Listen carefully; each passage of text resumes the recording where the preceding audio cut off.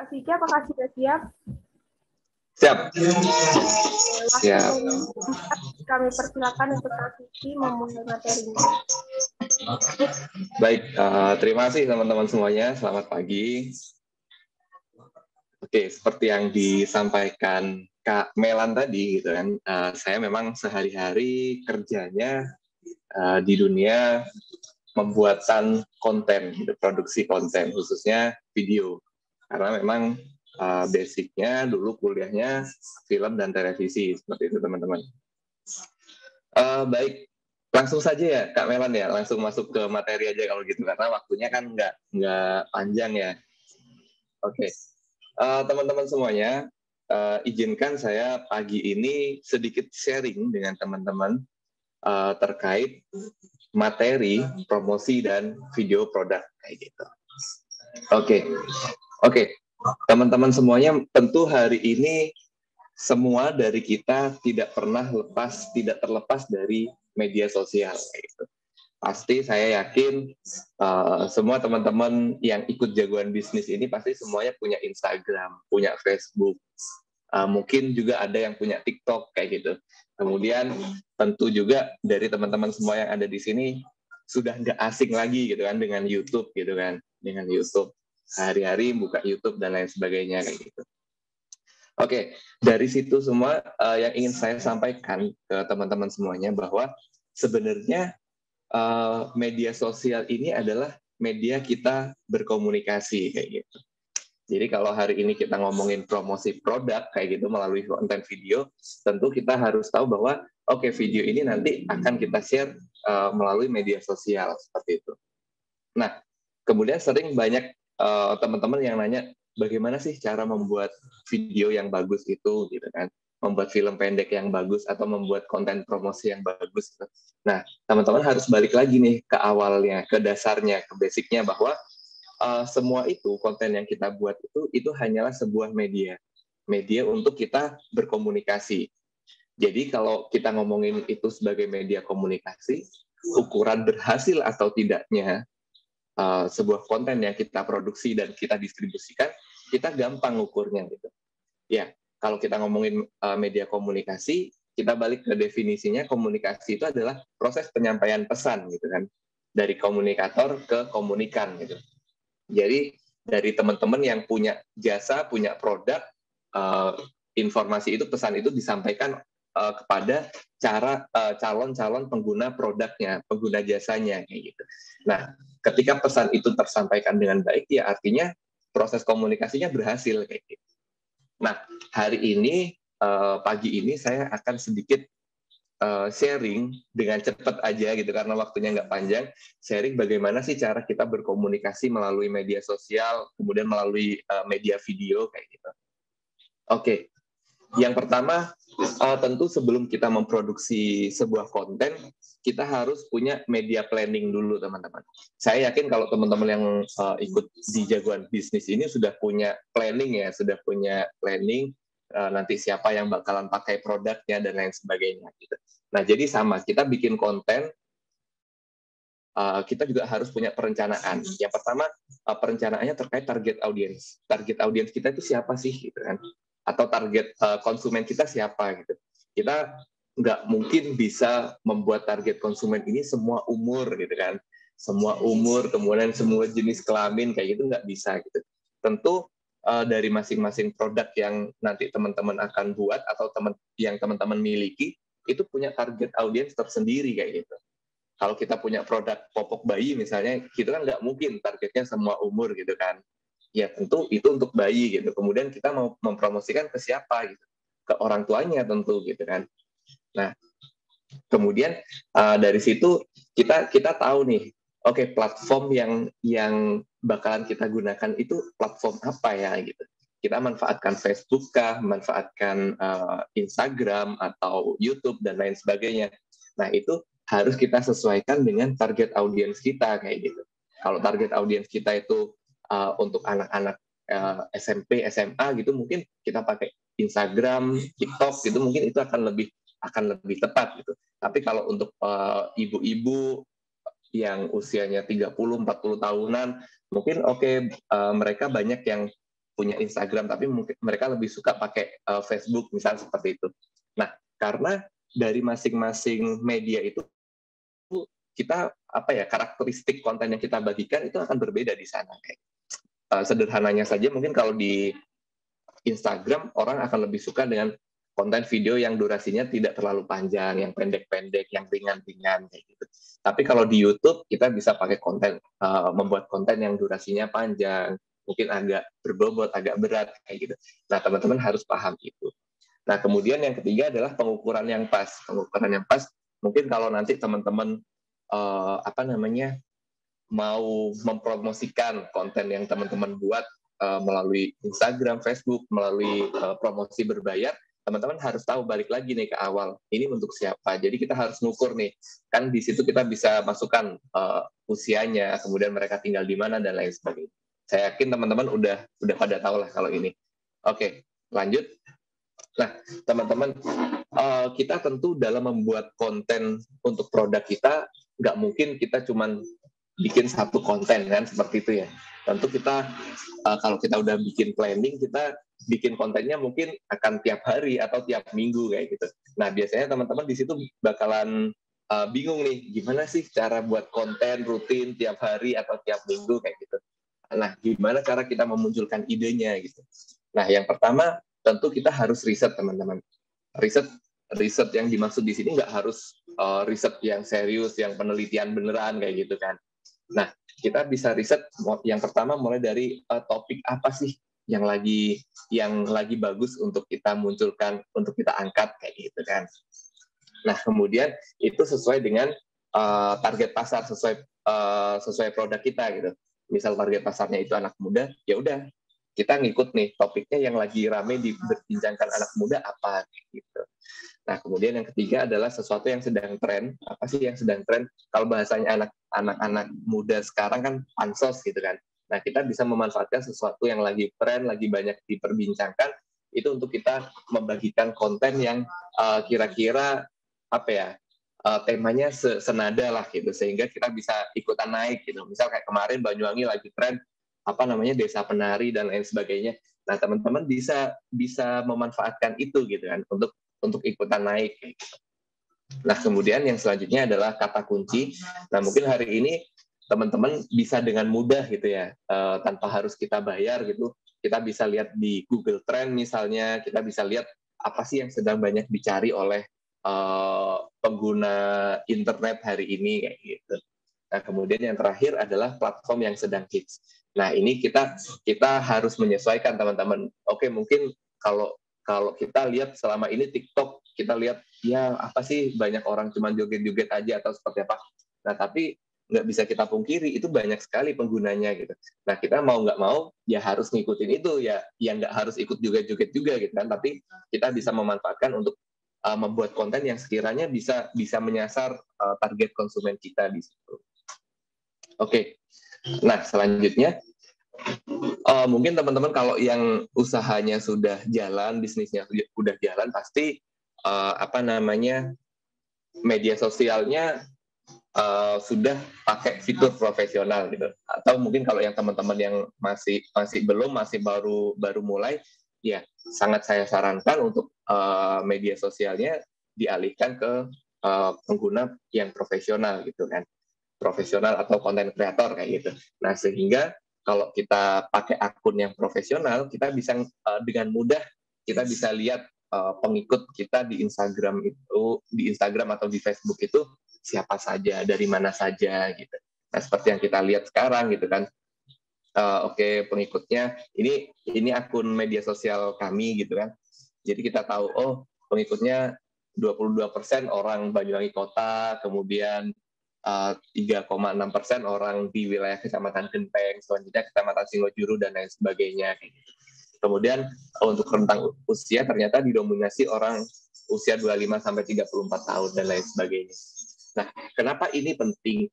Karena tentu teman-teman kita sebagai orang Jawa tentu tahu toto kromo misal kayak gitu kan. Nah, kita mudahnya aja kalau kita ngomong dengan teman usia sebaya sama dengan orang yang lebih tua dari kita, tentu dari bahasa aja sudah berbeda kayak gitu. Nah, sama kita berkomunikasi di media sosial, kita juga harus menyesuaikan itu gitu kan. Kita ngomong sama orang tua atau kita ngomong sama anak-anak muda, tentu cara berkomunikasinya berbeda, bahasanya berbeda. Nah, makanya kita perlu tahu siapa pengikut kita gitu kan. Oke, selanjutnya, nah ini tadi ini sama gitu kan. Setiap kali konten yang kita bagikan itu harus kita pelajari juga teman-teman.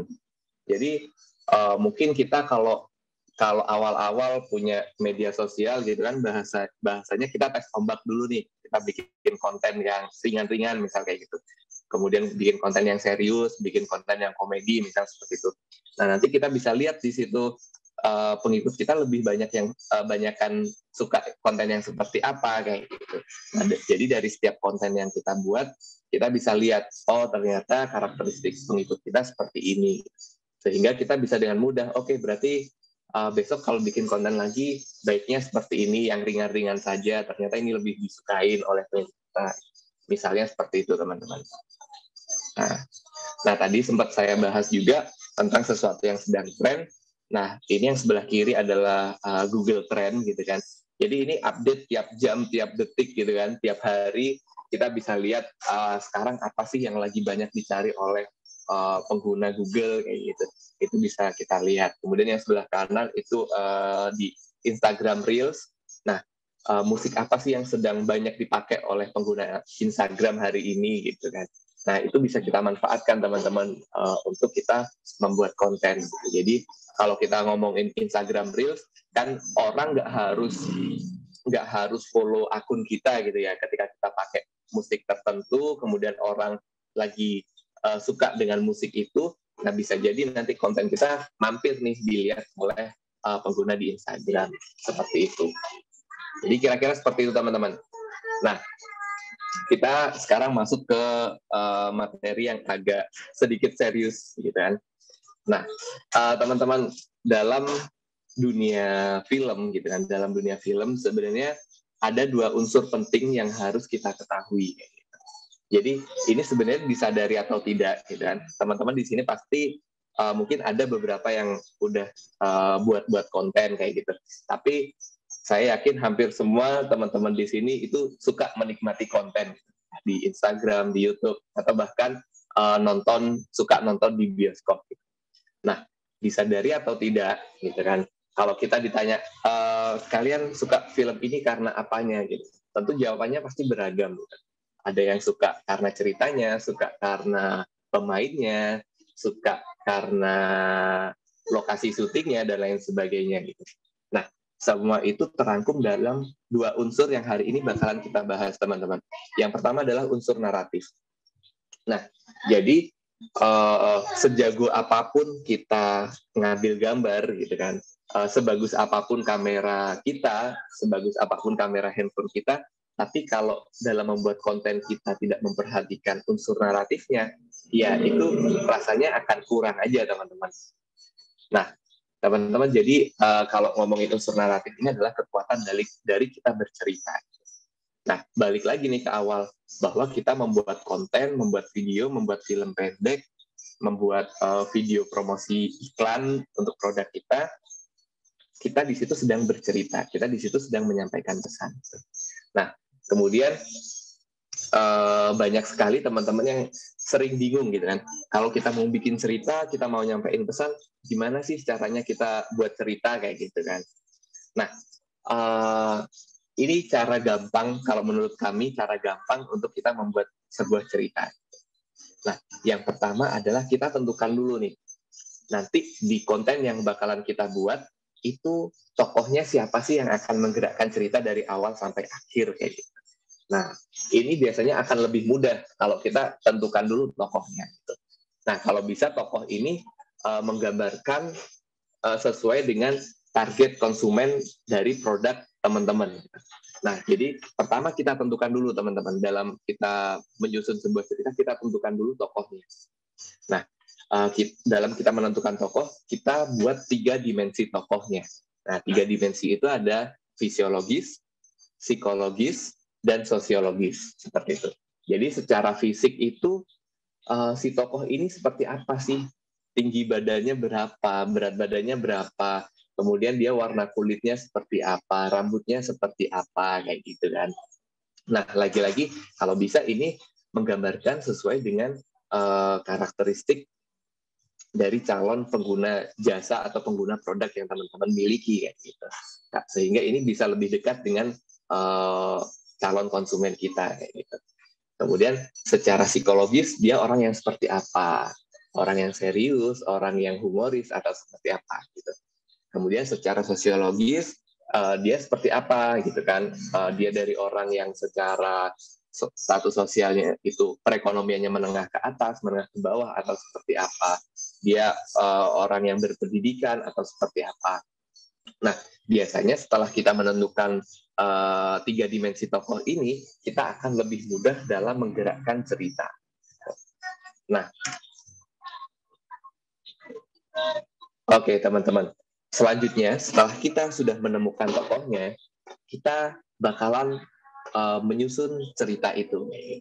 Nah, tentu kalau kita ngomongin bikin cerita, pasti yang ada di kepala kita selalu, wah kita harus bikin skenario nih, gitu kan. Kita harus bikin storyboard nih, kayak gitu. Kalau kita ngomongin bikin skenario harus 20 halaman, 10 halaman, dan lain sebagainya, gitu kan. Rasanya memang agak berat, gitu kan, teman-teman. Nah, tapi saya tidak menyarankan teman-teman buru-buru nulis panjang, lebar, sampai berpuluh-puluh halaman, kayak gitu.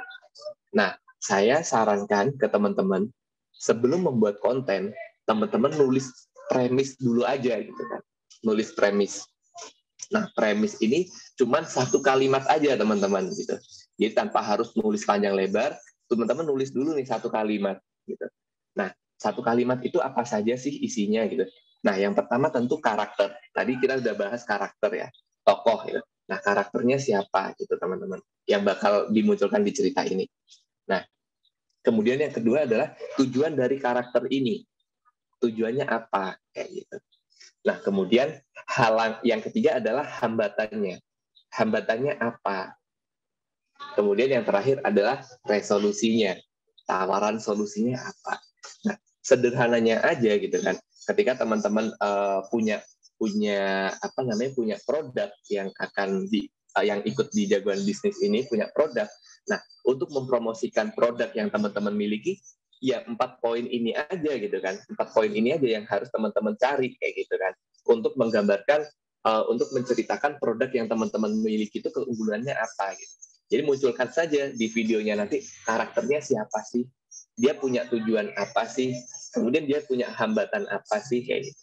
Nah, kemudian resolusinya yaitu produk yang teman-teman miliki gitu kan. Jadi itu menjadi tawaran solusinya gitu kan. Menggunakan produk ini bisa menjadi solusi untuk si karakter ini mencapai sebuah tujuan. Seperti itu kira-kira teman-teman. Jadi gampangnya seperti itu. Jadi kenapa harus buat premis dulu gitu?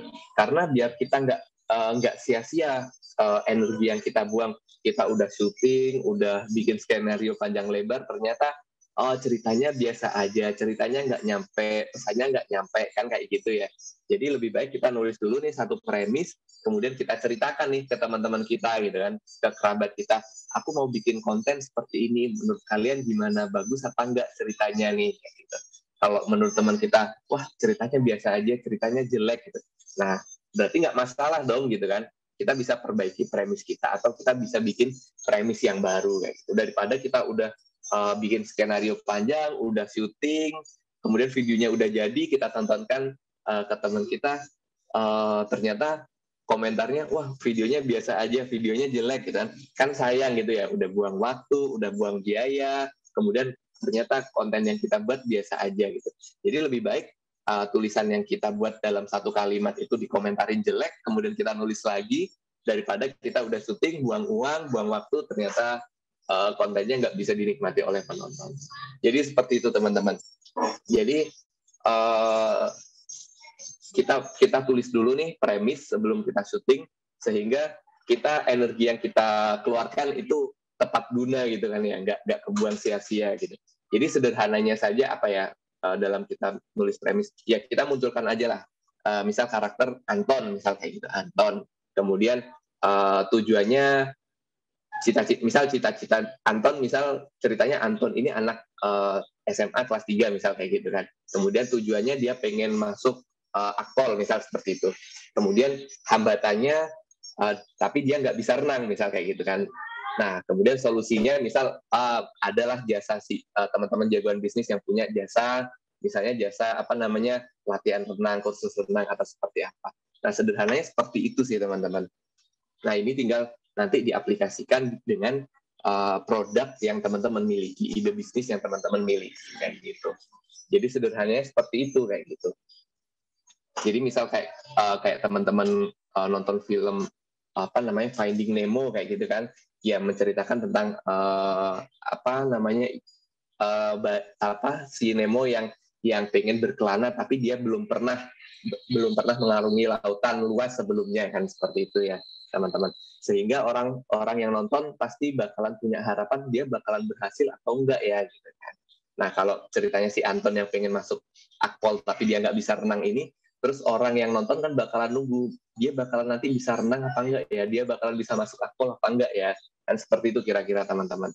Nah, jadi tulis premis dulu teman-teman sebelum teman-teman mulai ke tahapan produksi gitu. Karena tahapan pas praproduksi ini menentukan kira-kira 70% keberhasilan dari kita memproduksi sebuah konten. Jadi kalau kita ngomongin produksi video, produksi film, itu tahapannya ada 3, tahapan praproduksi, produksi, dan pasca produksi gitu.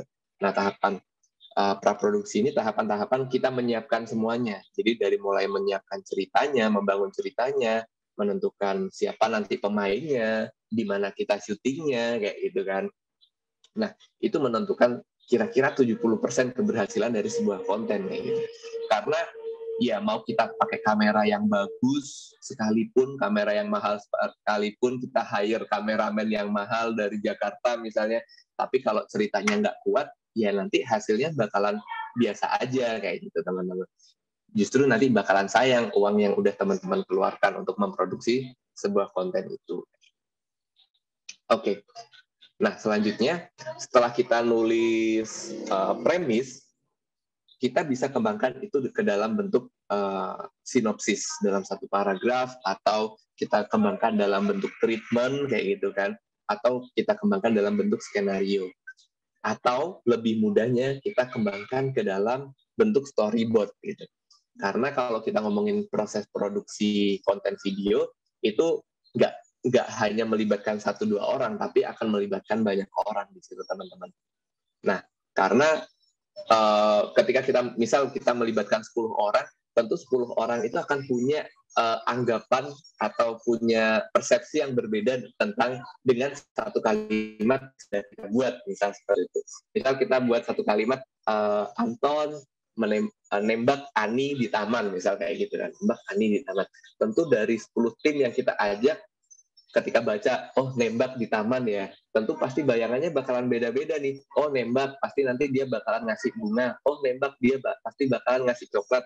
Oh nembak, dia nanti bakalan ngasih cincin, kan? Misal seperti itu. Nah,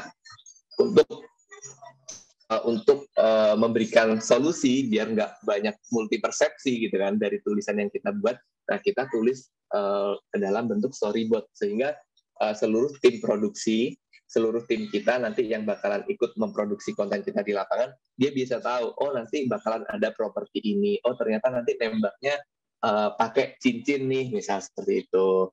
Kemudian nanti si Anton nanti naruh cincinnya di saku, kemudian dia keluarin dan lain sebagainya. Nah, ini biar persepsi dari tim yang kita ajak untuk produksi itu sama, teman-teman. Nah, kira-kira seperti itu. Oke, nah kita lanjut saja, nanti ada sesi tanya jawab ya teman-teman. Nah, setelah konsep yang kita bikin itu matang gitu kan, setelah itu kita uji ke teman-teman kita, oke, semua orang setuju bahwa konsep yang kita buat ini bagus.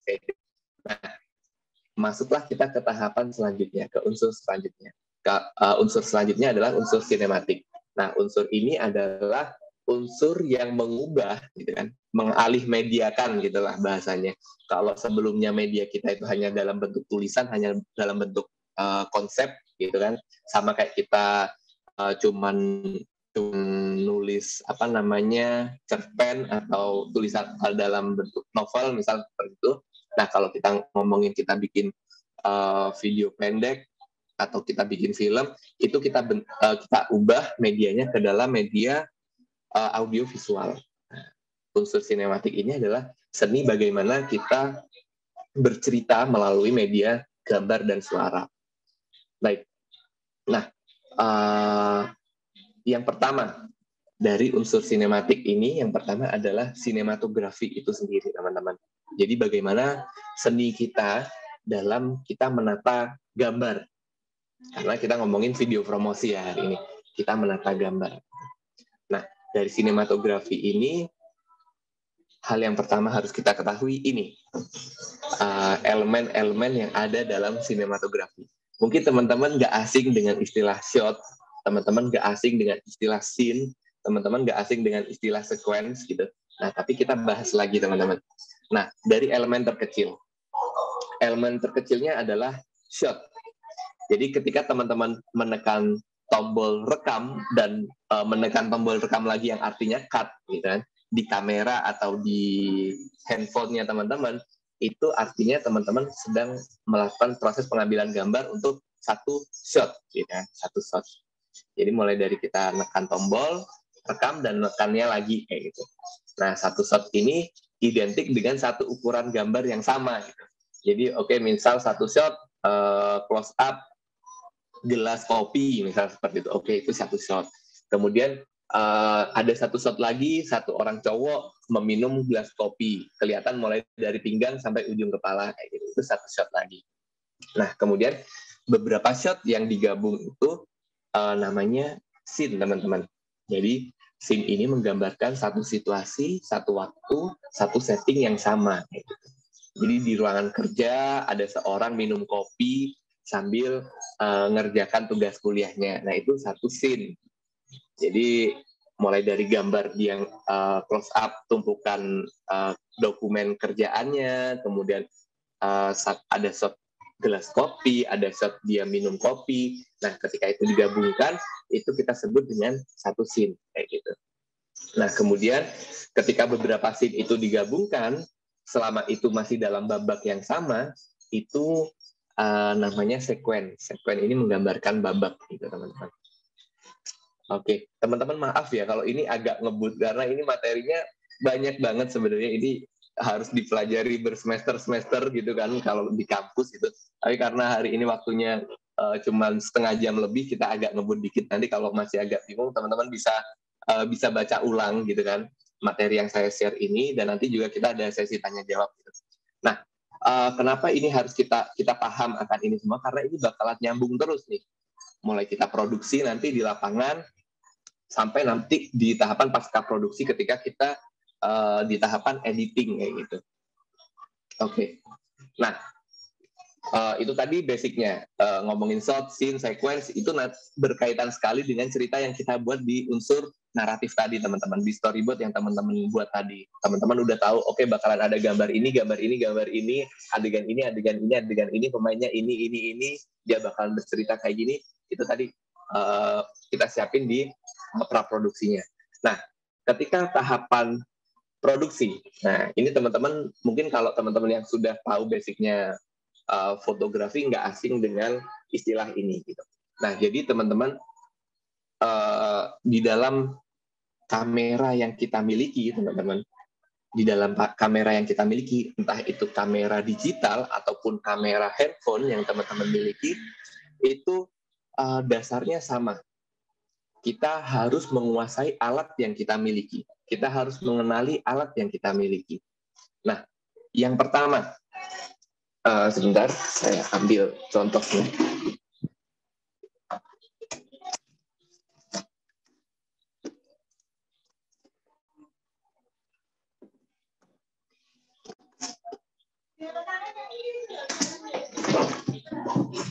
Baik, teman-teman, mau kamera kita apa aja deh, mau kamera handphone, kamera yang kecil, kamera yang gede, pasti semuanya ada body kameranya, gitu kan. Body kamera seperti ini.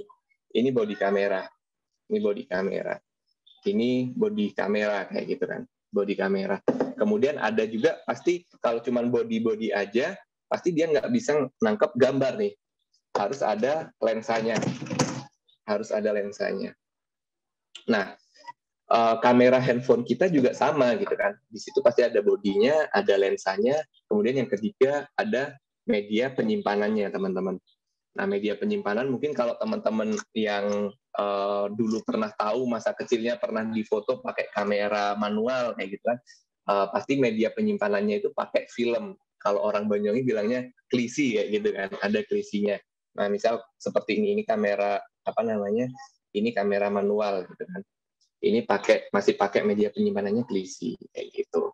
Film atau film negatif lah bahasanya gitu. Nah, kemudian yang keempat adalah cahaya. Nah, teman-teman, fotografi atau videografi itu adalah seni melukis dengan cahaya gitu. Jadi nggak mungkin kita bisa dapetin gambar kalau nggak ada sumber cahaya di situ. Oke, teman-teman, kita bahas satu persatu. Nah, mungkin kalau teman-teman yang sudah paham, sudah belajar tentang fotografi dasar, teman-teman nggak asing dengan istilah segitiga exposure kayak gitu. Segitiga exposure itu ya yakni penggabungan dari bagaimana kita setting si lensa kita, kemudian setting media penyimpanan kita, dan setting shutter speed yang ada di di body kamera kita.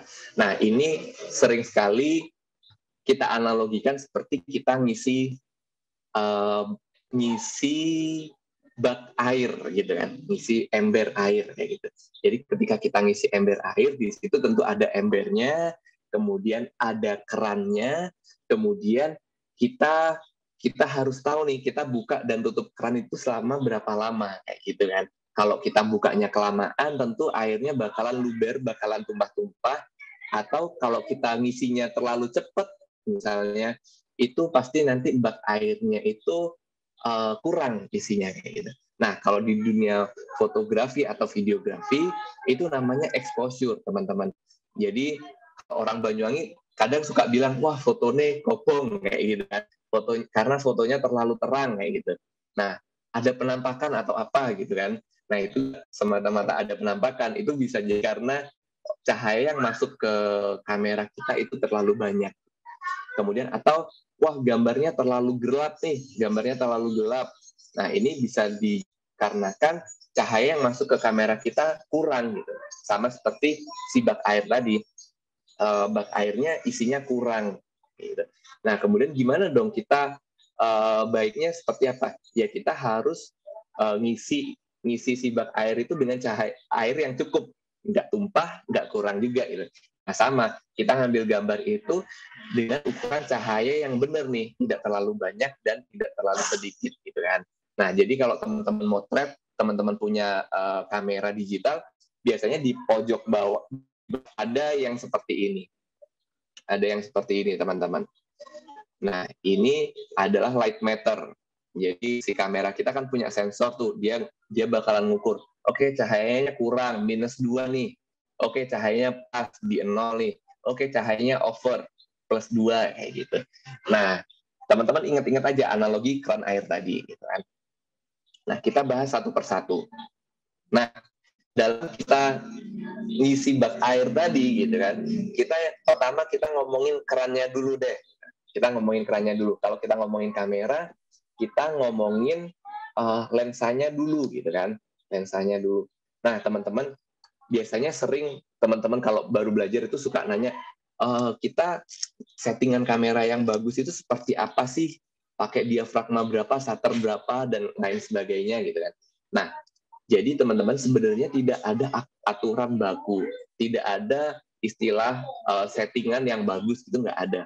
Tapi yang ada adalah settingan sesuai dengan pesan yang ingin kita sampaikan.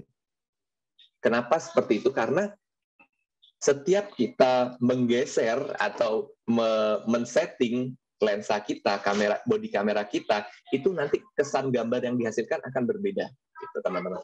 Oke, yang pertama kita ada lensa. Ya, kita ada lensa. Nah, lensa, di dalam lensa kita ada istilahnya focal length, teman-teman, panjang vokal gitu. Nah, mungkin kalau teman-teman suka ngelihat liputan bola gitu kan, live pertandingan sepak bola, pasti kita lihat media yang di samping-samping gawangnya lensanya panjang-panjang kan. Nah, ketika teman-teman pakai lensa panjang, berarti itu biasanya kalau fisiknya panjang, focal length-nya juga panjang. Nah, kalau focal length-nya panjang, itu artinya sudut yang bisa diambil oleh si lensa itu sudutnya akan sempit, teman-teman. Sudutnya akan sempit, kayak gitu. Nah, biasanya kalau kita lihat teman kita bawa lensa panjang, kan kita nanya, wah itu lensanya bisa nangkep berapa meter kayak gitu. Nah, sebenarnya bukan urusan berapa meter, tapi seberapa sempit si lensa itu bisa nangkep gambar. Gitu.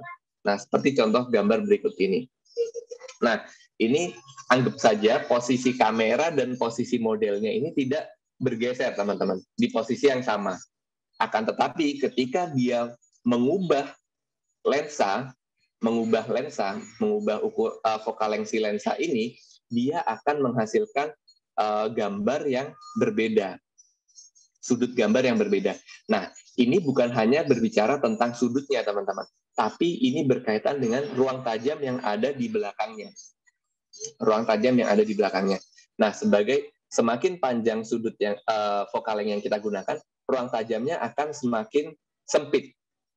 Nah, jadi misal si cewek ini di belakangnya masih kelihatan ada bangunan, ada gedung dan lain sebagainya kayak gitu kan. Kalau di sini, tapi ketika di sini bagian yang ada di belakangnya itu sudah semakin kabur kayak gitu. Nah, kenapa teman-teman harus paham kayak gitu? Karena nanti teman-teman mau ngasih informasi apa nih di gambar yang mau teman-teman ambil kayak gitu kan. Mau ngasih informasi apa? Mau ngasih informasi lokasinya atau kita mau detail ke ekspresi si orang ini atau detail ke produk yang ingin teman-teman jual, seperti itu. Makanya teman-teman harus tahu perbedaan dari masing-masing lensa. Nah, sama di kamera handphone kita sekarang kan lensanya ada banyak gitu kan, ada yang lensanya 2, lensanya 3 gitu kan. Nah, itu sama. Kalau gambarnya luas, pasti ruang tajamnya bakalan luas, bakalan kelihatan ini siang hari atau malam hari kayak gitu kan, teman-teman.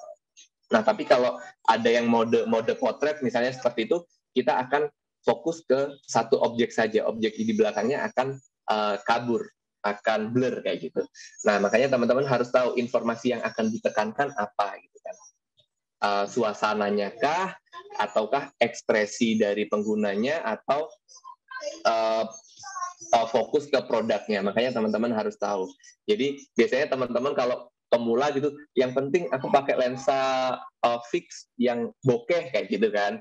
Ya udah nggak apa-apa ketika itu yang ditonjolkan memang si produknya aja gitu. Tapi kalau tadi teman-teman balik lagi ke awal di premis kita punya latar cerita, misal seperti itu kan, dia ini orang yang tinggal di mana.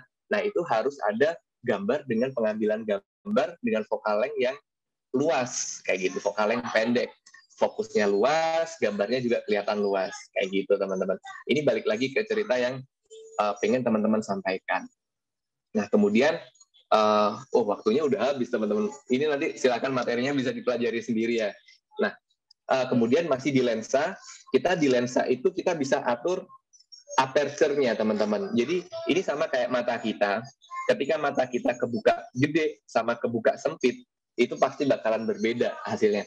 Teman-teman bisa coba nanti pasang jari di depan mukanya gitu kan, kemudian buka mata kita segede-gedenya sama kita sipitin mata kita. Pasti ketika kita fokuskan ke jari kita, ketika kita buka mata kita selebar-lebarnya, pasti objek yang ada di belakang jari kita bakalan blur seperti ini. Tapi kalau mata kita sipitin, objek yang ada di belakang jari kita pasti bakalan sedikit kelihatan kayak gitu. Nah, ini di lensa kita bisa setting ini kayak gitu, teman-teman. Nah, kita cepet ya. Nah, ini contoh gambarnya. Ini dengan posisi yang sama, focal length yang sama. Ketika kita rubah aperture-nya, pasti bakalan berubah ruang tajamnya. Objek yang di belakangnya, yang ini masih kelihatan objeknya, yang ini agak samar-samar, yang ini sudah kabur. Nah, ini lagi-lagi balik lagi, teman-teman. Balik lagi ke cerita yang teman-teman tulis tadi di awal. Cerita yang teman-teman bangun di awal. Teman-teman mau menginformasikan apa? Kalau mau menginformasikan, oke, ini ada Andi, anak yang tinggal di kaki Gunung Raung, misal seperti itu. Tentu teman-teman ketika gambar Andi itu berangkat sekolah, teman-teman harus bisa mampu ngeliatin nih, oh di belakangnya ada ada gunung raungnya, misal seperti itu. Berarti harus pakai lensa dengan diafragma yang f-nya gede, gitu kan? F-nya gede atau dia bukaannya kecil gitu. Nah, kalau teman-teman mau ngomongin Andi yang anak SD yang tinggal di kaki Gunung Raung tapi gambarnya seperti ini, objek yang ada di belakangnya kabur. Nah, informasi itu tidak bisa disampaikan melalui gambar, teman-teman, kayak gitu kan. Nah, teman-teman makanya harus paham dengan alat yang bakal teman-teman gunakan. Nah, kemudian yang selanjutnya adalah media penyimpanan. Tadi kita ngomongin film. Kalau di kamera digital, media penyimpanannya adalah sensor kamera. Nah, sensor kamera itu kita ada namanya ISO, International Standard Organization. Nah, ini berkaitan dengan kepekaan sensor itu terhadap cahaya. Ketika sensor itu menangkap cahayanya sedikit, kalau misal di kamera handphone kita misalnya, dengan fitur otomatis, pasti sensor kita akan otomatis menaikkan kepekaan dia terhadap cahaya. Oke, objek yang ada di depan kamera bakalan kelihatan terang, akan tetapi kualitas gambarnya bakalan turun, teman-teman. Mungkin teman-teman kalau ngambil gambar malam hari, suka seperti ini, gambarnya bintik-bintik, seperti itu kan. Ya karena cahayanya minim, kemudian sensor kita memaksa untuk gimana caranya ngambil gambar itu objeknya kelihatan, sehingga sensitivitasnya dinaikkan. Nah, kemudian kalau misal seperti itu, gimana dong solusinya? Nah, ya berarti teman-teman harus pakai cahaya tambahan, teman-teman. Oke, ini shutter speed nggak usah dibahas. Ini teman-teman nanti ini bisa teman-teman baca sendiri analogi ini nanti. Oke, kalau aku pasang aperture seperti ini, kalau shutter seperti ini, efek gambar yang dihasilkan akan seperti ini, kayak gitu. Nah, kemudian yang selanjutnya adalah kita ngomongin komposisi, teman-teman.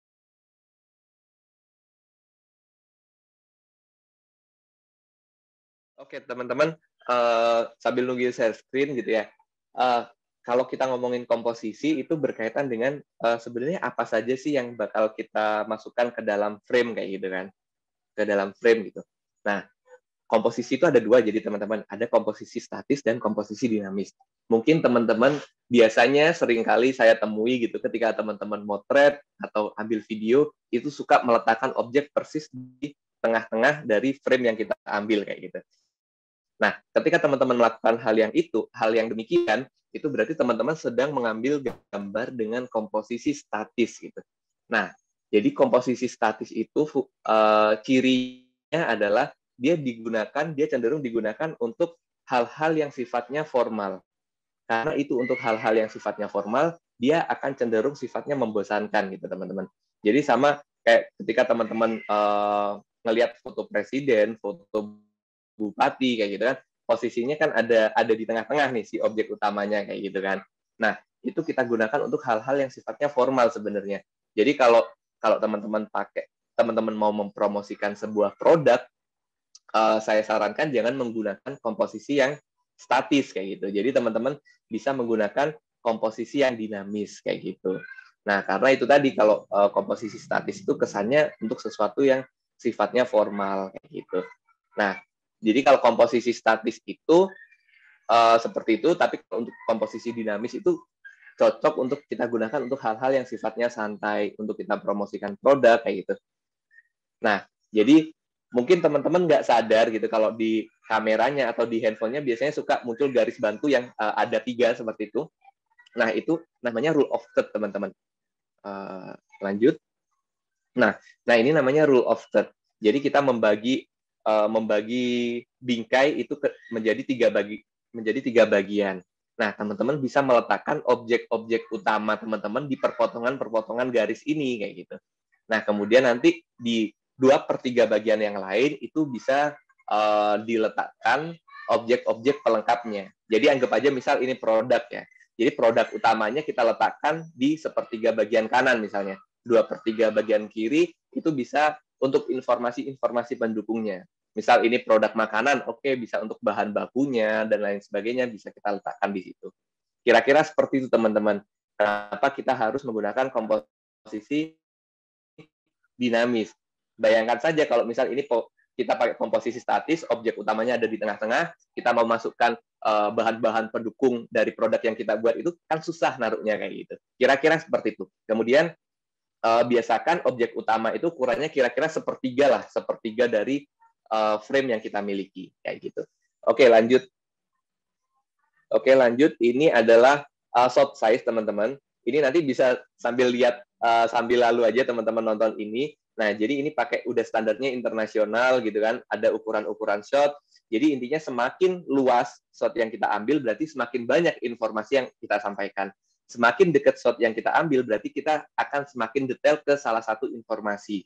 Seperti yang tadi saya ceritakan, ini ada seorang anak yang tinggal di kaki Gunung Raung, itu hanya bisa disampaikan melalui shot extreme long shot atau shot long shot. Kalau teman-teman ngambilnya pakai medium close up atau bahkan extreme close up, informasi itu tidak bisa teman-teman sampaikan melalui gambar kayak gitu.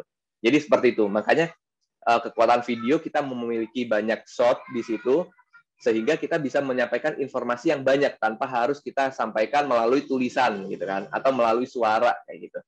Kayak gitu. Oke, lanjut. Nah, kemudian yang selanjutnya adalah angle, teman-teman. Jadi sebenarnya sah-sah aja kan teman-teman mau meletakkan kamera itu di mana aja, sah-sah aja. Mau meletakkan kamera itu di atas, posisinya lebih tinggi dari objek yang kita ambil, atau lebih rendah dari objek yang kita ambil, itu sah-sah aja. Nah, akan tetapi kesan gambar yang dihasilkan akan berbeda, teman-teman. Nah, seperti yang teman-teman lihat, gambar kucing, itu ada di sebelah kirinya ada tulisan eye level. Itu posisi kameranya lurus dengan posisi mata si kucing ini. Sehingga kesannya ya biasa aja, kayak kita ngelihat langsung aja. Tapi gambar yang kedua, high angle, ketika kita posisi kameranya lebih tinggi dari objek yang kita ambil. Tentu objek yang kita ambil kesannya dia akan merasa di bawah, merasa dia lemah, kayak gitu. Atau sebaliknya, low angle. Posisi kameranya ada di bawah objek kita, lebih rendah dari objek kita. Tentu objek yang kita ambil kesannya akan menjadi sombong, menjadi gagah, menjadi angkuh. Nah, jadi teman-teman, ketika teman-teman tidak ada tujuan macam-macam, nggak pengen menimbulkan kesan sombong, kesan sedih atau apa, pastikan ketika teman-teman ngambil gambar, posisi kameranya sejajar dengan mata objek yang kita ambil. Jadi sederhananya seperti itu. Oke, lanjut. Nah, kita agak ngebut aja teman-teman ya. Kita habisin cepet deh. Oke.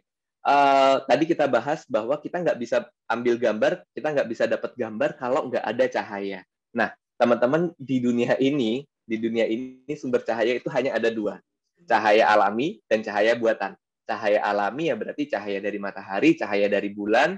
Kemudian kalau cahaya buatan ya cahaya-cahaya lampu kayak gitu. Nah, kemudian apa yang harus kita siasati dengan cahaya itu? Nah, kita harus mampu memposisikan objek mendapatkan arah cahaya yang benar kayak gitu. Kita ngomongin arah cahaya ya teman-teman. Oke, next kita lihat contoh gambar berikut ini. Oke, foto yang pertama di pojok kiri atas, arah cahayanya dari bawah teman-teman. Datangnya cahaya dari bawah. Ini semuanya pakai cahaya lampu ya teman-teman. Nah, kalau arah cahaya dari bawah, tentu yang dihasilkan gambar yang dihasilkan objek yang ada di depan kamera kita kesannya pasti bakalan serem seperti itu. Ya. Kemudian yang di bawah sendiri, yang di pojok kanan bawah, arah cahayanya dari belakang. Nah, tentu akan kalau bahasanya backlight kayak gitu kan, bahasa yang sering kita dengar backlight. Nah, ini sering kita jumpai ketika kita pergi ke Pantai Bum, pengen ambil gambar sunrise, kemudian ada cahayanya dari timur, kemudian kita pengen kelihatan juga muka kita. Nah, jadinya backlight seperti ini. Justru muka kita nggak kelihatan. Nah, kemudian gimana sih ngambil cahaya yang bagus gitu biar semuanya kelihatan? Nah, ada istilahnya di dunia fotografi atau videografi itu 3-point lighting. Jadi ada tiga arah cahaya yang datang bersamaan ke objek kita kayak gitu.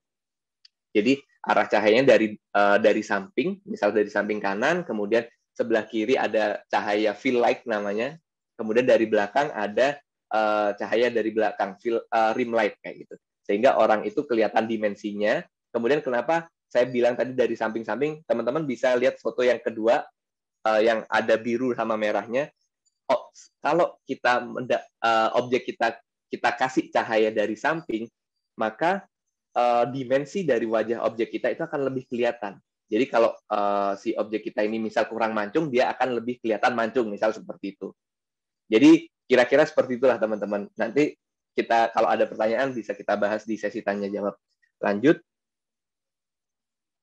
Oke. Nah, kemudian biasanya kalau kita ngambil gambar, kemudian kita edit, kita suka ngasih filter dan lain sebagainya gitu, teman-teman. Nah, di sini ada istilahnya tonalitas. Gitu. Kita ngomongin kontras, ngomongin brightness, ngomongin warna. Jadi ini tidak ada istilah aturan yang baku, warna apa sih yang sedang tren sekarang, warna apa sih yang bagus gitu. Tapi lagi-lagi ini sesuai dengan konsep yang kita inginkan gitu.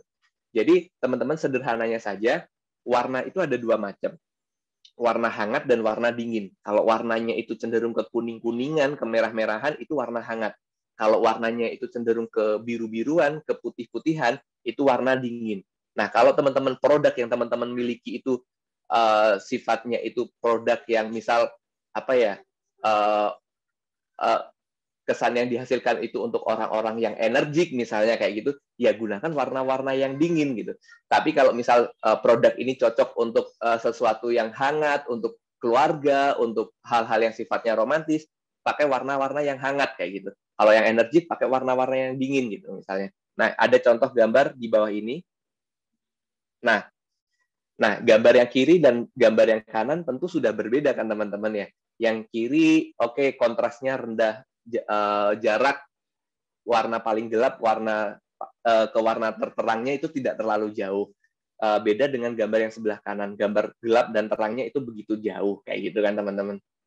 Nah, itu akan memberikan kesan yang berbeda. Nah, lagi-lagi ini harus sesuai dengan produk yang kita miliki tadi gitu kan. Kemudian warnanya yang sebelah kiri warna dingin, yang sebelah kanan warna hangat kayak gitu. Oke. Nah, ini harus sesuai. Oke, selanjutnya. Oke, yang selanjutnya tentu kalau kita ngomongin video gitu kan, kita nggak cuma ngomongin gambar aja. Di situ ada suaranya. Nah, suara itu ada 3 jenis teman-teman. Ada speech, ada musik, ada efek suara. Speech itu suara yang dihasilkan dari mulut manusia. Musik ya dari alat-alat musik, instrumen musik, dan efek suara suara yang kita buat kayak gitu. Nah, PR-nya adalah yang sering sekali teman-teman tanyakan, gimana sih cara ngerekam suara dengan bagus kayak gitu. Nah, ya, tentu kita harus ada mikrofonnya dulu gitu karena yang bisa ngerekam suara itu cuma mikrofon gitu kan. Oke, next. Nah, kita harus paham teman-teman jenis mikrofon yang kita miliki. Mikrofon yang ada di pasaran itu ada 2 jenis. Yang pertama adalah mikrofon dinamik, yang kedua adalah mikrofon kondenser. Nah, kalau mikrofon dinamik ini dia ciri khasnya dia tidak terlalu peka terhadap suara. Sedangkan mikrofon kondenser dia sangat peka terhadap suara. Nah, kemudian mikrofon dinamik itu dia bisa nyala tanpa harus ada daya tambahan. Kalau teman-teman punya mikrofon bawaannya DVD player misalnya kayak gitu, itu adalah mikrofon dinamik. Dia lebih ringan. Tapi kalau mikrofon yang berat yang pakai daya tambahan, mikrofon kondenser, nah itu ciri khasnya dia lebih berat. Kayak mikrofon yang biasanya dipakai di radio-radio, kayak gitu kan. Kemudian mikrofon yang biasa dipasang di atas kamera, itu mikrofon kondenser, teman-teman. Dia lebih berat dan dia lebih peka terhadap suara. Sehingga teman-teman harus hati-hati gitu kan. Jangan sampai suara yang nggak diinginkan malah masuk gitu. Oke, lanjut. Nah, di setiap mikrofon yang kita miliki, biasanya di paket pembeliannya kita ada gambar-gambar seperti ini. Jadi ada gambar arah tangkap suara atau istilahnya polar pattern. Nah, misal gambar yang kedua, nomor 2 di atas di tengah-tengah itu polar pattern-nya bidirectional. Kayak teman-teman kalau nonton di podcast-podcast yang ada di YouTube atau di radio-radio, biasanya kalau mikrofonnya gepeng, nah itu bisa sumber suaranya bisa diambil dari 2 sisi mikrofon itu. Gitu. Nah, kemudian, tapi kalau mikrofon yang banyak di pasaran, misal kayak mikrofon buat karaoke atau mikrofon clip-on yang di masjid-masjid, itu seperti yang gambar ketiga di pojok kanan atas. Jadi arah tangkapnya itu, misal anggap aja ini clip-on ya teman-teman, arah tangkapnya itu di sini. Jadi jangan sekali-kali teman-teman masang clip-on, posisinya hadap ke bawah seperti ini. Nggak bakalan masuk suaranya gitu kan. Pasti yang bakalan masuk suara kaki dan lain sebagainya. Pastikan arah tangkapnya, arah clip-on-nya kalau ditempelin di baju, ya menghadap ke arah mulut kita kayak gitu. Gitu teman-teman. Lanjut. Nah, yang selanjutnya teman-teman adalah mise en scene. Jadi mise en scene itu adalah segala sesuatu yang ada di depan kamera. Jadi teman-teman mau sebagus apapun ceritanya, mau sebagus apapun kameranya, kalau semua yang ada di depan kamera itu nggak teman-teman atur, ya hasilnya nggak bakal maksimal. Jadi yang ada di depan kamera itu ada macam-macam. Yang pertama setting, kemudian kalau ada orangnya di situ harus berarti ada make up dan wardrobe. Kemudian yang ketiga ada lighting, tadi sempat kita bahas. Dan yang keempat adalah acting, bagaimana si subjek kita ini, si objek kita ini, si pemeran kita ini bisa memeragakan sesuai yang kita inginkan kayak gitu. Oke, lanjut. Oke, yang terakhir adalah tahapan editing, teman-teman. Nah, teman-teman nggak perlu khawatir, sekarang edit pakai apapun itu bisa. Nggak harus pakai komputer, nggak harus pakai laptop, pakai smartphone teman-teman, pakai Android teman-teman, itu udah bisa gitu. Yang penting, edit itu bukan masalah alatnya, tapi teman-teman harus paham esensinya. Bahwa editing ini adalah tahapan kita memilih gambar yang sudah kita ambil, kemudian kita potong, mana yang bagus, mana yang enggak, kemudian kita rangkai nih, mana gambar yang pertama, gambar kedua, gambar ketiga, dan seterusnya kayak gitu. Karena berbeda rangkaian, berbeda urutan, itu akan berbeda. Gitu. Analogikan, misal saya punya gambar, ada seorang pria jalan di pasar tengah malam kayak gitu kan. Kemudian gambarnya ada close up tangannya pegang pisau. Kemudian gambarnya ada gambar kelihatan luas dia berjalan di lorong pasar. Kemudian gambar ketiga ada gambar setengah badan gitu kan, muka si pria itu. Nah, ketika kita ngasih urutan, misal, oke, urutan yang gambar pertama, gambar lorong nih, kelihatan ada orang jalan. Kemudian gambar kedua, gambar muka si orang itu. Gambar ketiga, baru gambar pisau. Kalau itu ditonton oleh orang, orang udah tahu, oh, di pasar ada orang ini bawa pisau. Itu berbeda ketika gambarnya dibalik. Misal gambarnya pisau dulu nih, pisau. Kemudian gambar dari jauh dulu. Kemudian baru gambar setengah badan kelihatan mukanya. Pasti orang bakal bertanya-tanya, wah siapa sih kok bawa pisau lama-lama? Apakah dia pembunuh atau seperti apa? Kayak gitu. Baru akhirnya kita tunjukkan, oh si orang ini ya, oh ini jagal sapi, misal seperti itu. Nah beda urutan aja udah berbeda kesan yang dihasilkan teman-teman. Kayak gitu. Oke, next. Nah, tadi di awal kita udah ngomongin shot, ngomongin scene, ngomongin sequence kayak gitu. Nah, karena itu bakalan berkaitan sampai tahapan yang paling terakhir, tahapan editing, teman-teman. Nah, di tahapan editing, kita ada istilah kontinuitas grafik, ada aspek ritmik, aspek spasial, dan temporal. Nah, teman-teman, di editing itu, teman-teman nggak perlu susah-susah gitu kan. Biasanya, pakai transisi apa nih yang lagi tren, transisi apa nih yang lagi bagus, kayak gitu kan. Nah, itu transisi itu belakangan aja. Selama kita kepotongan gambarnya itu benar, tanpa harus pakai transisi pun kita bisa nyusun gambar dengan baik. Misal kita ngomongin aspek ritmik kayak gitu kan. Aspek ritmik. Nah, kita bisa dengan mudah kita memindahkan gambar dari siang hari ke malam hari. Misal siang hari adegannya adalah saya sedang memberikan pelatihan materi ini ke teman-teman gitu kan. Ada saya ngomong, ada gambar saya di depan komputer, kemudian ada gambar teman-teman dengerin, kemudian kita berpindah ke scene saya, kegiatan saya malam hari makan ikan bakar di pelengsengan, misal seperti itu. Tanpa harus kita ngasih transisi atau informasi 10 jam kemudian dan lain sebagainya, itu bisa di tahapan editing. Caranya gimana? Ya udah di antara dua scene itu kita kasih aja tengah-tengah itu gambar penghubung gitu kan. Misal gambar matahari tenggelam atau misal gambar apa namanya, ada orang bakar ikan, kemudian saya tiba-tiba datang ke situ, saya pesen ikan, itu orang udah bisa menikmati itu tanpa terganggu gitu kan. Tapi beda halnya ketika misal gambarnya sama-sama gambar medium shot saya, medium shot awalnya saya ngomong ke teman-teman, kemudian tiba-tiba digabung dengan gambar medium shot saya makan ikan. Pasti itu kesannya bakalan jumping kayak gitu.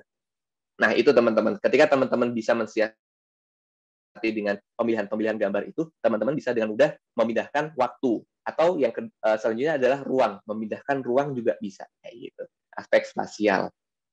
Kayak gitu. Oke, teman-teman, saya rasa karena banyak sekali pertanyaan yang masuk, teman-teman, untuk materi bisa kita akhiri. Ini teman-teman nanti bisa baca materi yang saya share ini. Kita bisa lanjut ke sesi tanya-jawab gitu ya, karena waktunya udah mau habis nih. Kayak gitu. Oke, baik, Kak Vicky. Saya kembalikan.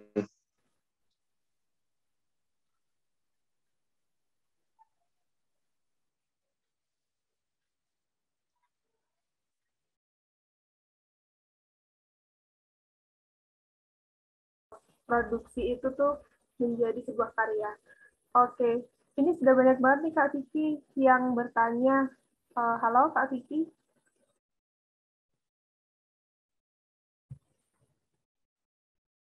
Oke, sepertinya sinyalnya Kak Vicky ya. Oke, Kak Vicky keluar lagi. Baik. Ya. Oke. Mungkin aku buka term pertama untuk 3 orang penanya ya Kak Vicky. Ini Kak Vicky mau dibacakan pertanyaan dulu, lalu dijawab nanti atau langsung satu-satu Kak? Langsung satu-satu aja deh. Oke, satu-satu dulu ya. Ini sudah ada satu penanya dari Raung Trust atas nama Mas Masro ya.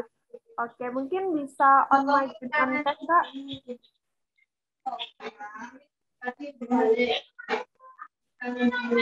Jadi dimohon untuk on cam ya, karena teman-teman yang nggak on cam nanti tidak diperbolehkan bertanya loh.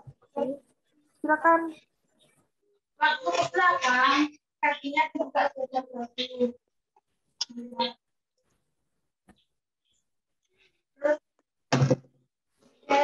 Apa silakan ya?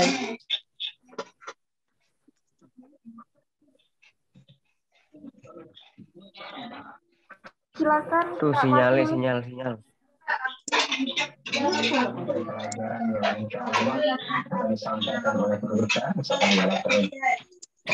Bagaimana? Apa saya bacakan aja ya? Bacakan ya.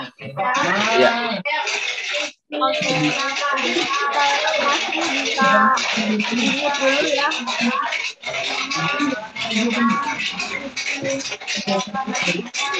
Unmute dulu, saya bantu bacakan. Ini dari Raung Trust. Tadi bertanya ini Kak. Dari siapa ya yang pertanyaannya begini Kak.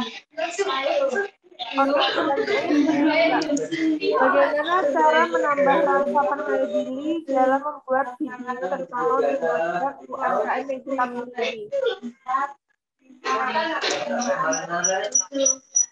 Oke. Oke. Kalau pertanyaan yang pertama, terima kasih. Jadi kalau membuat rasa percaya diri untuk video produk UMKM yang teman-teman miliki, yang pertama, yang pasti biar teman-teman percaya diri ya pastikan, yang pertama pastikan teman-teman udah kenal, udah paham gitu kan, udah paham terkait dengan keunggulan produk yang teman-teman miliki. Itu yang pertama.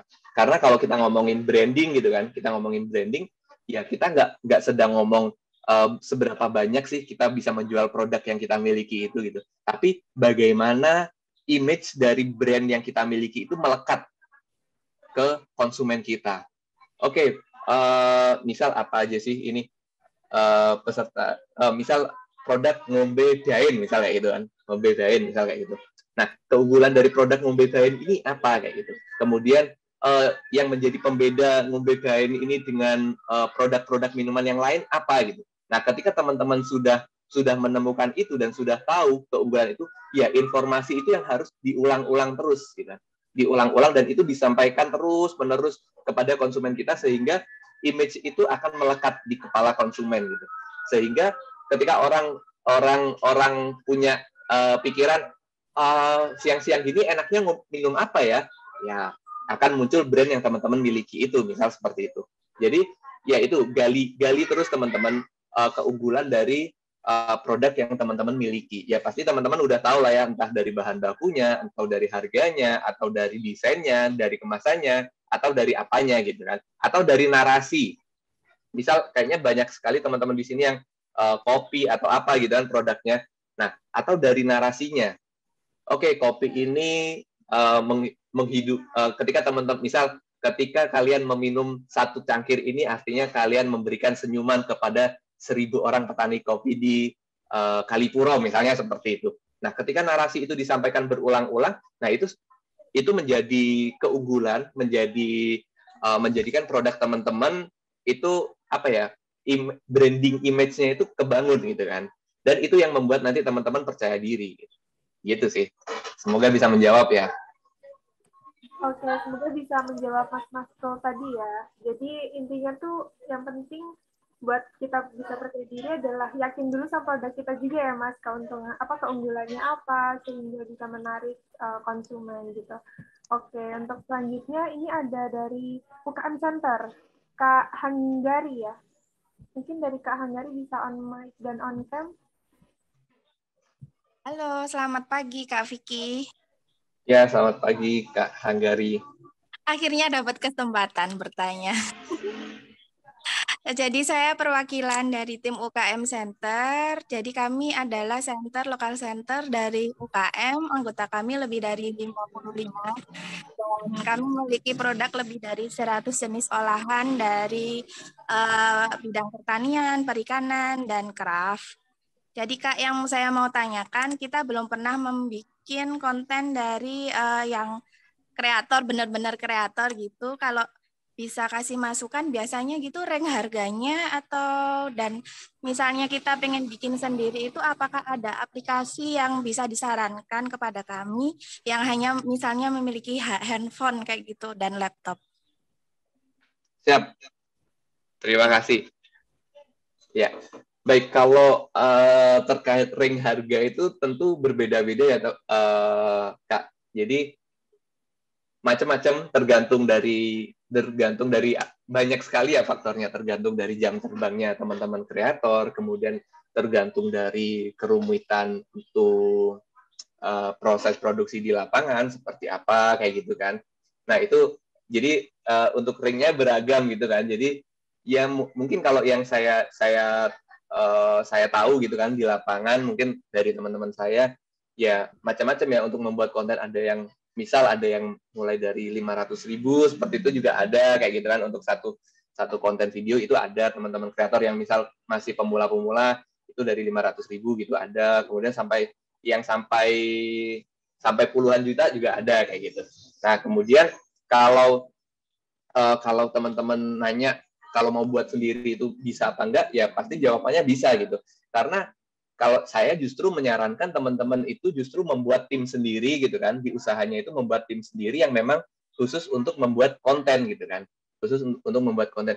Karena kalau secara hitung-hitungan gitu kan, itu akan lebih menguntungkan bagi teman-teman gitu kan. Karena kalau kita pakai jasa profesional mungkin jatuhnya akan butuh biaya banyak banget kayak gitu kan. Ya kalau kita bikinnya cuma satu konten, oke, mungkin boleh satu konten untuk profil besarnya, profil utamanya kita pakai jasa profesional gitu boleh.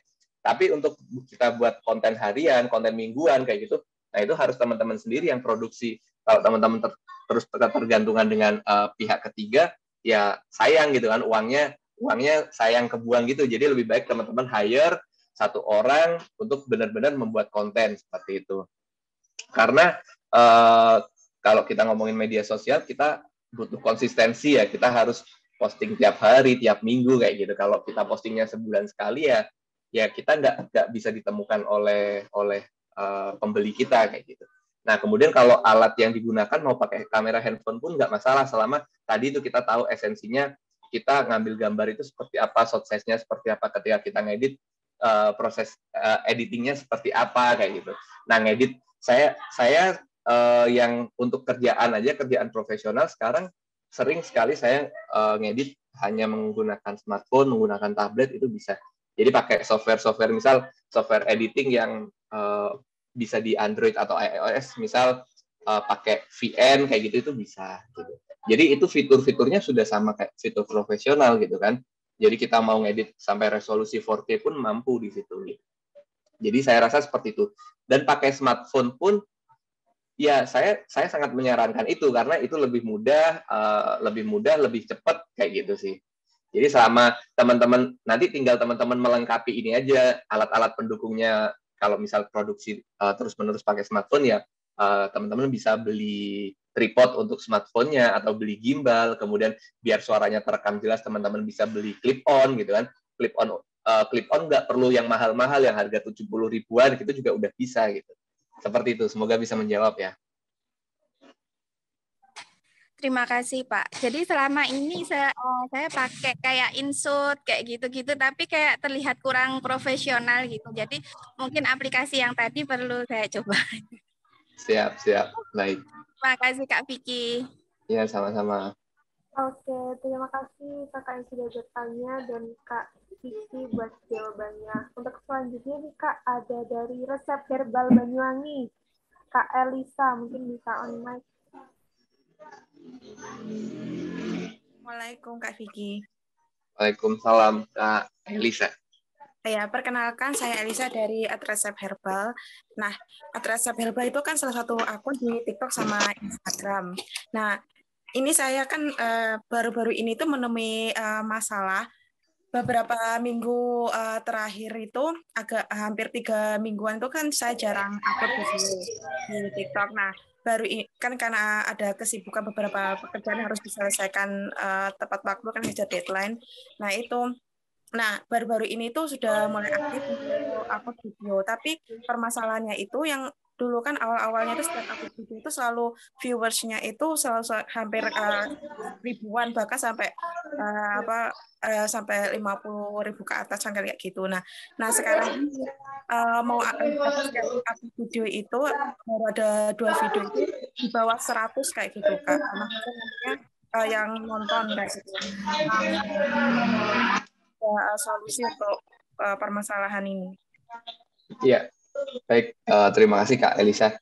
Nah, tentu kalau berbicara seperti itu, masalahnya seperti itu berkaitan dengan algoritma media sosialnya gitu kan ya teman-teman ya.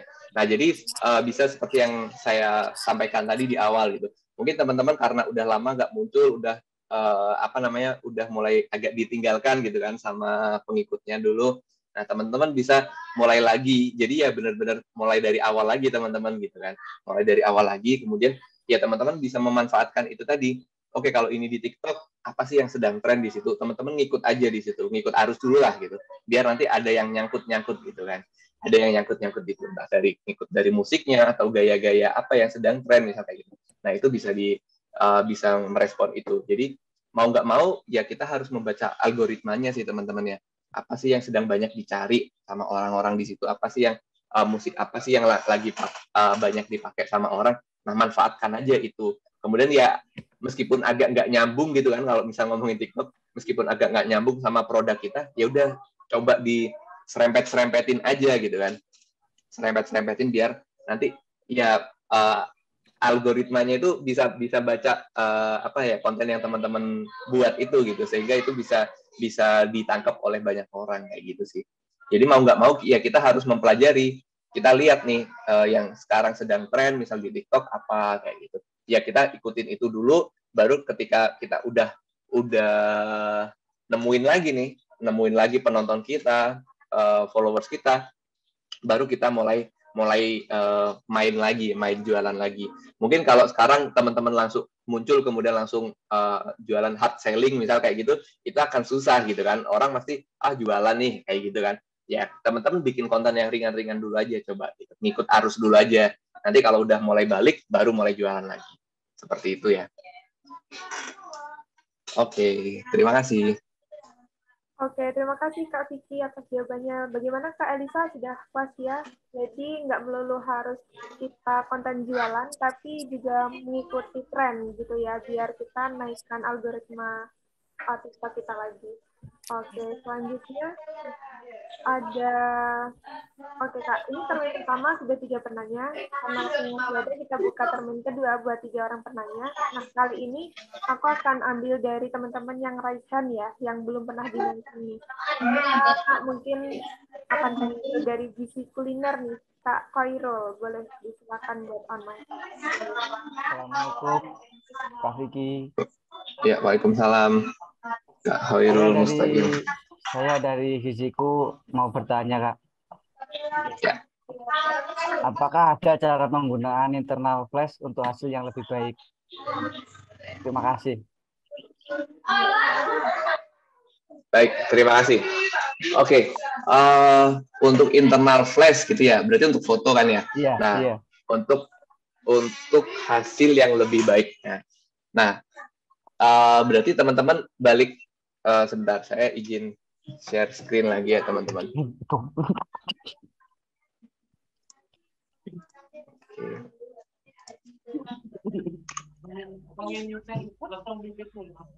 Oke. Nah, kalau kita ngomongin flash berarti kita ngomongin arah cahaya. Nah, kalau untuk hasil yang lebih baik, nah tentu teman-teman harus paham dulu terkait arah cahaya gitu kan. Oke, kalau kita punya internal flash, ya pasti kita bakalan susah, nggak bisa kita taruh di mana-mana gitu kan. Nah, kalau tadi saya sampaikan ada 3-point lighting kayak gitu. 3-point lighting itu ada istilahnya itu ada key light, ada fill light, dan ada rim light. Jadi ada cahaya misal dari samping kanan saya cahaya utamanya, kemudian samping kiri saya cahaya pengisinya, dan dari belakangnya ada cahaya belakang untuk agar saya dengan background saya bisa ada kelihatan batasnya, ada rim light-nya di sini. Nah, tapi teman-teman masalahnya cuman punya internal flash gitu kan, cuma satu cahaya buatan gitu. Nah, solusinya ya berarti cahaya buatan itu jangan ditembakkan lurus langsung nih gitu kan, dipantulkan gitu kan. Bisa dipantulkan ke atas, kemudian nanti misal objek utamanya saya di sebelah kanan saya, kita kasih sesuatu yang bisa memantulkan cahaya, entah itu kertas, entah itu whiteboard kayak gitu kan, entah itu kain warna putih. Nah, itu bisa kita taruh sebelah kanan saya, kemudian sebelah kirinya kasih juga biar nggak sama, biar agak, misal yang sebelah sini terang banget, yang sebelah sini agak gelap dikit, yang sebelah sini berarti whiteboard, kertas atau kainnya agak jauh posisinya gitu kan. Kemudian dari arah belakang kita kasih pantulan lagi. Kira-kira seperti itu. Jadi kita cahaya itu kan bisa dipantulkan ya. Nah, jadi kita main seperti itu aja gitu. Sebenarnya meskipun internal flash itu hadapnya ke depan, misal kalau kamera Canon kayak gitu kan, nah itu kan masih bisa kita pantulkan. Kita kasih kertas atau seperti apa. Atau misal teman-teman, ya udah satu arah cahaya aja nggak apa-apa dari depan misal kayak gitu. Ya udah internal flash itu kita bisa atur intensitasnya. Bisa dari setting kameranya, atau nanti di internal flash-nya bisa teman-teman kasih diffuser gitu. Bisa diffuser yang beli, atau kalau misal nggak beli, teman-teman bisa manfaatkan pakai kertas, pakai kain, pakai tisu gitu bisa. Tapi kalau saya lebih menyarankan itu dipantulkan sih. Bagaimana teman-teman bisa mendapatkan 3-point lighting itu tadi, seperti yang contoh ini tadi. Ada dari belakang itu bisa dari belakang lurus, atau dari belakang agak nyamping, kemudian ada dari samping, atau bisa juga dari depan. Intinya kalau cahaya teman-teman ya, mau cahaya alami atau buatan, dihindari. Kalau itu objeknya manusia, teman-teman harus menghindari arah cahayanya itu datang persis dari atas kayak gitu, karena nanti pasti yang ada di bawahnya, di bawah muka kita atau di leher itu pasti bakalan kelihatan shadow-nya gitu. Sama kayak kita foto di luar ruangan jam 12 siang kayak gitu kan, pasti bakalan di sini ada shadow, di sini ada shadow kayak gitu. Kalau itu cahayanya datang langsung gitu. Makanya lebih baik arah datang cahaya itu dari samping-samping. Seperti itu sih. Jadi silakan teman-teman bisa explore untuk memantul-mantulkan si internal flash yang teman-teman miliki. Semoga bisa menjawab ya. Ya, Kak Vicky, terima kasih. Ya, terima kasih. Oke, terima kasih Kak Vicky atas jawabannya, dan Kak Khairul ya atas pertanyaannya. Untuk selanjutnya, aku akan pilih teman-teman yang raise hand yang belum di-mention ya. Mungkin dari Sawangan Desain. Boleh nih, ada 2 orang, mungkin bisa salah satu aja. Baik. Perkenalkan, nama pertama dari Sawangan Desain. Sawangan Desain ini merupakan ide rintisan kami bagi para desainer seperti UI UX maupun logo dan brand. Kami memiliki 2 pertanyaan. Yang pertama adalah ketika kami mengembangkan video promosi produk itu, karena kan kami menawarkan marketplace-nya ya bagi para desainer itu, apakah teknik yang digunakan untuk sinematik itu apakah sama dengan ketika kita membuat animasi. Kemudian yang kedua adalah dalam pembuatan video konten itu tentu kan ada durasi yang ditetapkan. Nah, pertanyaan yang diajukan oleh rekan saya adalah kualitas dari video itu apakah ukur dari panjang atau durasi videonya. Terima kasih. Baik, terima kasih. Oke. Kalau Sawangan Desain ini sebagai marketplace orang, semua desainer bisa masuk ke sana, atau ini teman-teman jualan desain punya Sawangan Desain aja? Ini marketplace bagi para desainernya aja untuk masuk. Nah, itu kemudian nanti digolongkan berdasarkan kategori dan kita rating mana yang fair price-nya lebih sesuai. Oke, oke. Baik. Nah, kalau nah apa namanya teman-teman tadi pertanyaannya bisa pakai seperti animasi atau seperti apa? Tentu kalau kontennya bebas ya. Jadi mau pakai animasi, kemudian pendekatannya itu dokumenter atau pendekatannya kalau teman-teman tadi bilang sinematik kayak gitu, bebas aja. Tergantung narasi yang mau teman-teman pakai apa dulu nih. Informasi yang mau teman-teman sampaikan pertama apa dulu. Jadi misal oke, pertama ketika teman-teman baru mau muncul, teman-teman memanggil dulu nih. Oke, desainer-desainer di Indonesia atau desainer-desainer di Banyuwangi, ketika kalian bingung mau jual desain kemana, melalui apa, ini kami ada Sawangan Desain dan bla bla bla kayak gitu. Kemudian tinggal nanti teman-teman menyampaikan keunggulan dari Sawangan Desain ini apa. Apakah di situ nggak ada adminnya atau adminnya murah dibandingkan platform lain atau seperti apa, misalnya seperti itu kan. Nah, narasi-narasi itu yang perlu dibangun. Nah, perkara nanti visualisasinya itu pakai animasi atau pakai gambar real, itu monggo saja, sama aja, esensinya sama saja. Yang penting teman-teman harus mampu menarasikan dulu dengan baik, dan itu nanti baru divisualisasikan kayak gitu kan. Nah, itu jadi bebas aja ya medianya, teman-teman mau animasi, mau video real, itu bebas kayak gitu. Nah, kemudian misal keunggulan yang lain apa gitu kan. Oke, kami membuat desainer-desainer yang ada di Sawangan Desain ini misalnya membuat semua desain itu dengan hati, dengan penuh ketelitian gitu. Nah, ketika narasinya seperti itu, berarti itu tidak bisa disampaikan melalui animasi gitu. Berarti teman-teman harus bisa mengambil gambar salah satu penyedia jasanya di Sawangan Desain ini menggambar dengan penuh ketelitian di iPad-nya atau menggambar manual dulu di kertas atau seperti apa, misal kayak gitu. Nah, itu jadi semua itu lagi-lagi balik lagi informasi apa dulu nih yang mau disampaikan. Jadi seperti itu ya teman-teman. Jadi apakah ini bisa digambarkan dengan animasi atau ini harus memang digambarkan secara langsung kayak gitu. Itu yang pertama. Nah, kemudian selanjutnya kalau berbicara dengan terkait kualitas, panjang atau pendek nggak masalah.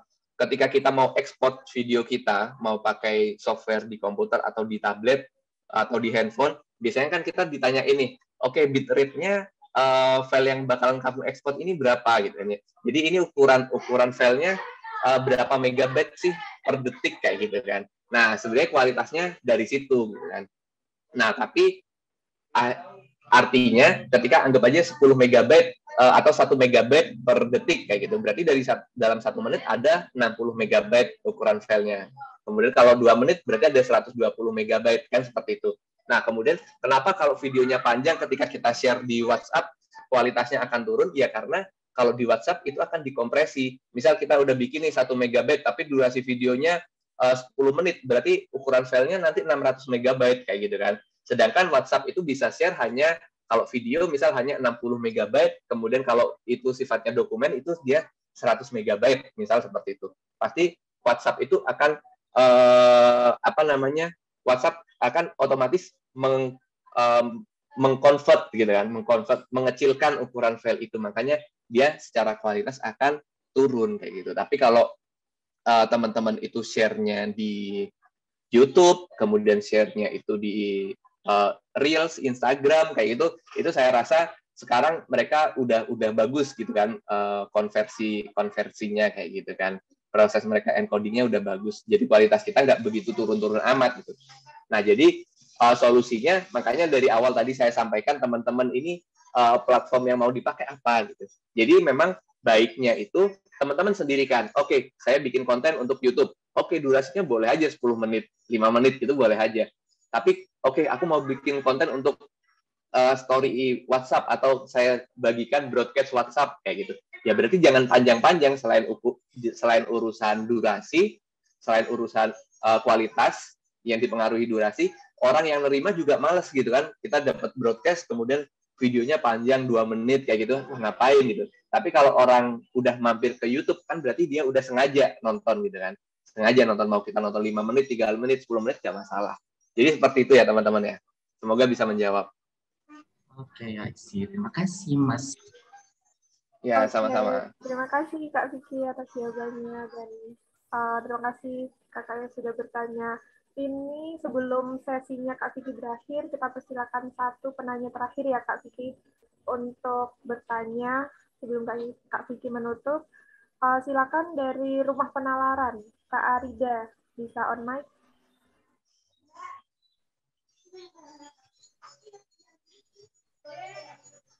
Baik, terima kasih. Selamat pagi, Kak Vicky. Ya, selamat pagi, Kak Baik, Arida. terima kasih. Jadi saya Arida dari Rumah Penalaran. Jadi platform edukasi penulisan dan penalaran ya. Jadi untuk Rumah Penalaran ini sebuah startup education teknologi yang membantu siswa dan mahasiswa yang ingin belajar menulis berbasis LMS.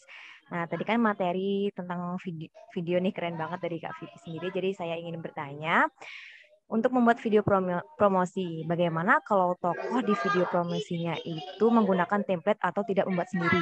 Apakah cerita yang disajikan akan tetap menarik customer atau bagaimana? Dan menurut pengalaman kakak sendiri bagaimana, Kak? Terima kasih. Baik, terima kasih. Kalau kita mau pakai template atau mau pakai footage orang, misal seperti itu ya. Nah, jadi sebenarnya kalau selama footage orang itu sesuai dengan konsep yang kita miliki, misal kita mau munculkan karakter gitu kan, tokoh 3 dimensi tokoh tadi kita sempat bahas, selama memang 3 dimensi tokohnya itu sesuai, kemudian adegannya itu sesuai dengan yang kita inginkan, tentu itu tidak mempengaruhi hasil akhirnya nanti kayak gitu kan. Tentu itu, tapi agak susah juga gitu kan. Kita punya, aku permasalahannya aku nanti akan munculkan gambar anak SMA yang punya permasalahan, atau anak kuliah gitu kan. Anak kuliah yang punya permasalahan terkait penulisan misalnya gitu kan. Nah, itu mungkin teman-teman mau nyari di YouTube atau di apalah media platform-platform yang lain gitu, mungkin akan susah gitu mendapatkan gambar yang sesuai dengan apa yang teman-teman bayangkan kayak gitu. Nah, itu jadi makanya memang lebih mudah kita ya memang produksi sendiri gitu kan. Sehingga kita bisa dengan mudah kita direct dia harus ngapain, kemudian siapa yang kita direct, dia pakai baju apa, kemudian di mejanya ada apa aja, itu akan lebih mudah. Itu yang pertama. Kemudian selanjutnya mungkin bisa jadi gitu kan, kalau misal ini adegannya umum aja sih, sebenarnya biasa aja adegannya, ini banyak sekali dilakukan oleh orang lain sehingga kita bisa dengan mudah dapat ini di YouTube atau di apa gitu. Itu nggak masalah kayak itu. Nah, akan tetapi teman-teman harus tahu ketika ini memang tujuannya untuk iklan komersil gitu kan, iklan komersil itu akan menjadi masalah di kemudian hari ketika teman-teman menggunakan karya orang, menggunakan footage orang, menggunakan gambar orang, atau mencatut muka orang untuk dimunculkan sebagai model gitu kan, model untuk kegiatan yang itu sifatnya adalah komersil kayak gitu. Jadi teman-teman bisa secara hukum bisa dituntut kayak gitu. Tapi kalau sifatnya ini masih dalam tahapan pembelajaran, simulasi di jagoan bisnis kayak gitu, selama itu tidak dipublikasikan luas, saya rasa aman-aman aja, baik-baik aja. Tapi ketika teman-teman ini dipublikasikan luas di Instagram, di apa, kemudian tiba-tiba ini viral, banyak yang nonton, itu ya jadi masalah gitu. Jadi misal atau misalkan video ya, atau misal foto kayak gitu, foto kemudian teman-teman pasang di billboard dan lain sebagainya, kemudian ada wajah orang, kemudian teman-teman itu wajah orang itu cuma ngambil di Google atau apa, nah itu bisa jadi masalah kayak gitu. Nah, makanya nanti ketika misal teman-teman udah menginjak ke tahapan yang profesional, yang serius kayak gitu, meskipun teman-teman udah bayar nih si model gitu kan, buat amannya teman-teman nanti harus buat talent release gitu kan, talent release atau kontrak lah, kontrak bahwa di situ si model ini memang sudah bersedia untuk dijadikan model untuk iklan komersil dari produk A, B, C yang teman-teman miliki kayak gitu. Karena sering sekali teman-teman muncul permasalahan-permasalahan seperti itu. Jadi teman-teman harus mampu membedakan ya, membuat video untuk kebutuhan komersil sama kita produksi untuk berita itu beda gitu. Kalau untuk berita kita bisa dengan mudah aja, ada orang demo kita ambil, kita rekam, kemudian kita tayangkan, boleh-boleh aja. Karena itu ya demo dan lain sebagainya itu untuk konsumsi publik, kan itu untuk pemberitaan. Tapi ketika kita tiba-tiba memunculkan gambar orang tanpa izin, itu untuk produk yang sifatnya untuk mengambil sebuah keuntungan, untuk mempromosikan produk komersil, itu bisa menjadi sebuah masalah nanti di kemudian hari. Seperti itu. Semoga bisa menjawab ya. Baik, terima kasih Kak Vicky. Ya, sama-sama. Baik. Terima kasih Kak Arida sebagai penanya dan Kak Vicky atas jawabannya. Wah, tidak terasa sudah di penghujung dari sesinya Kak Vicky nih. Untuk sebelum kita mengakhiri sesi ini, mungkin dari Kak Vicky ada closing statement untuk teman-teman nih agar lebih semangat lagi mungkin. Baik, terima kasih teman-teman semuanya. Karena ini saya materinya tentang video ya, closing statement-nya gini. Nah, kalau teman-teman pengen jadi penulis, itu mustahil rasanya kalau teman-teman nggak pernah baca, kayak gitu. Nah, sama, kalau teman-teman mau bikin konten video, itu sangat mustahil rasanya teman-teman bisa bikin konten video yang bagus kalau teman-teman nggak pernah nonton karya video orang lain. Gitu. Jadi, saran saya, perbanyaklah referensi, perbanyaklah nonton konten-konten video yang bagus. Nanti secara alamiah otak kita pasti bakalan merekam, oke, ngambil gambar yang bagus itu seperti ini, cara bertutur yang bagus itu seperti ini. Nanti secara alamiah teman-teman pasti akan bisa membuat konten yang bagus. Karena art is mimesis kayak gitu ya. Karya seni itu adalah tiruan. Gitu. Tiruan itu bukan artiannya plagiasi, tapi tiruan itu artinya meniru apa yang pernah kita lihat, meniru apa yang pernah kita rasakan kayak gitu. Jadi perbanyak referensi, perbanyak nonton karya-karya yang bagus untuk bisa menghasilkan karya video yang bagus kayak gitu. Seperti itu sih. Oke.